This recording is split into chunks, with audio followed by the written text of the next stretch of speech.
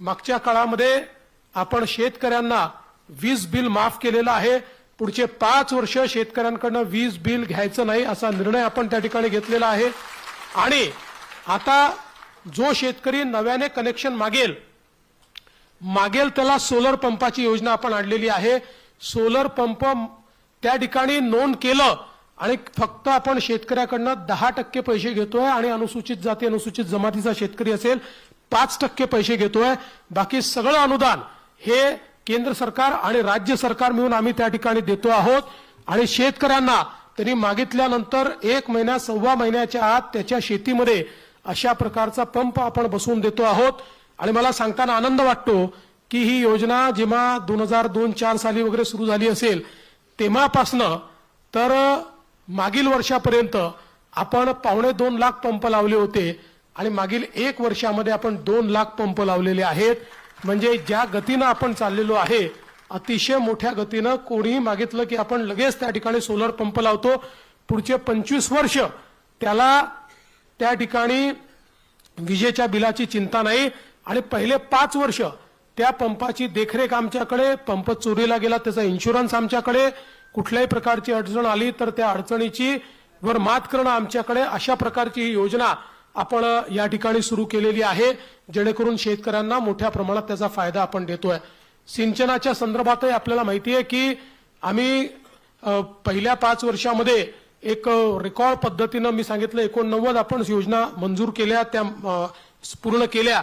आता गेल्या 2.5 वर्षामध्ये मोठ्या प्रमाणात आपण जवळपास या ठिकाणी 150 पेक्षा जास्त योजनांना फेर प्रशासकीय मान्यता दिली, त्याचं काम आपण सुरू केलं।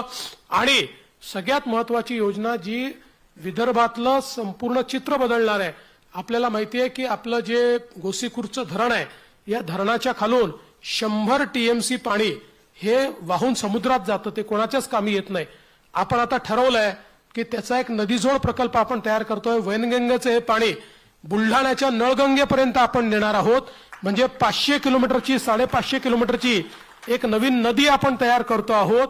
आणि या 2 नद्या जोडत असताना या ठिकाणी आपला नागपूर जिल्हा असेल, वर्धा जिल्हा असेल, त्या ठिकाणी अमरावती जिल्हा असेल, अकोला असेल, असे 7 जिल्हे एकूण आपण त्या ठिकाणी जोडतो आहोत।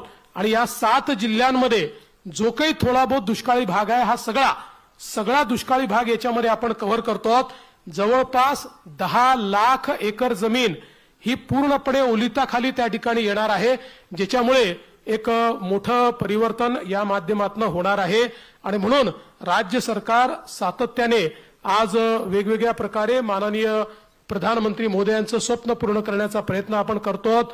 अलीकडच्या काळामध्ये आपल्याला माहिती आहे ड्रोन दीदी सारखी एक संकल्पना आली आहे, ज्याच्यामध्ये महिलांना ड्रोनचं प्रशिक्षण देऊन संपूर्ण फवारणी ड्रोनच्या माध्यमातून करण्याचं काम आता या ठिकाणी चाललेलं आहे। मी एवढंच सांगू इच्छितो, केंद्रातलं सरकार असेल, राज्यातलं सरकार असेल, आम्ही शेतकऱ्यांच्या प्रती पूर्णपणे समर्पित त्या ठिकाणी आहोत आणि अशाच प्रकारे शेतकऱ्यांचा विकास होत राहावा अशा प्रकारचा आमचा प्रयत्न असेल। भागलपूरला माननीय प्रधानमंत्री मोदी पोहोचलेले आहेत, त्यामुळे मी जाता जाता पुन्हा एकदा सर्व शेतकरी कंपन्यांचं ज्यांचा सत्कार झाला त्यांचं सगळ्यांचं अभिनंदन करतो। आमच्या कृषी विभागाचं विशेष अभिनंदन करतो की अतिशय चांगलं काम आज कृषी विभाग आपला करतोय, ज्याच्या माध्यमातून या सगळ्या योजना आपल्यापर्यंत पोहोचतायत। याहीपेक्षा चांगलं काम भविष्यात ते करतील ही मला अपेक्षा आहे।